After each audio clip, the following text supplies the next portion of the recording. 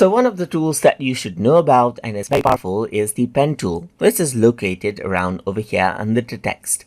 So over here you can see that pen is an option right here, just like that. And if I were to go around over here and scroll in right here, you can see that I get this pen right here.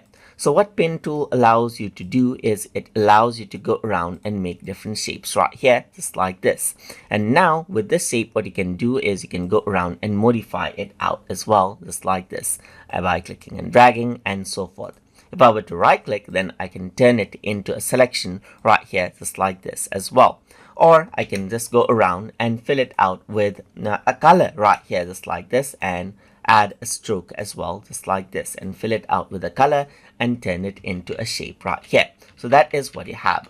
So now the way the pen tool works is like this. So if I were to click right here, then I get a straight line. But if I were to click and drag, then what happens is that I get a curvature right here. Click again, and what happens is that I get curvature from that area right here, just like this. Click again, and you can see that there's the curve right here.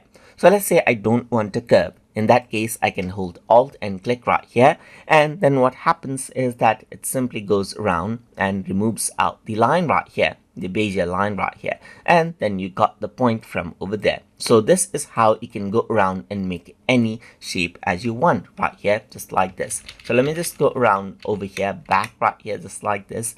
Let's say I want to make a shape of a moon, then I can simply go around and click right here, and then click around right here, just like this, and then click right here, just like this.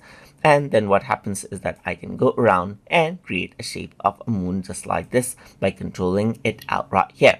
So now I can make this into a selection or a shape. So you can see that this is the path right here, just like this. And then you can make it into a selection right here, just like this. Or you can make it into a shape as well, just like this, by utilizing the top option right here. So if I were to go around over here, you can see that I can make a shape right here, and I can make another shape right here as well. And you can see that I got two shapes, and now I can go around, make it into a selection as well. So right now it's in unite mode, so I can go around and subtract it out around over here, just like this as well. So make it into a selection.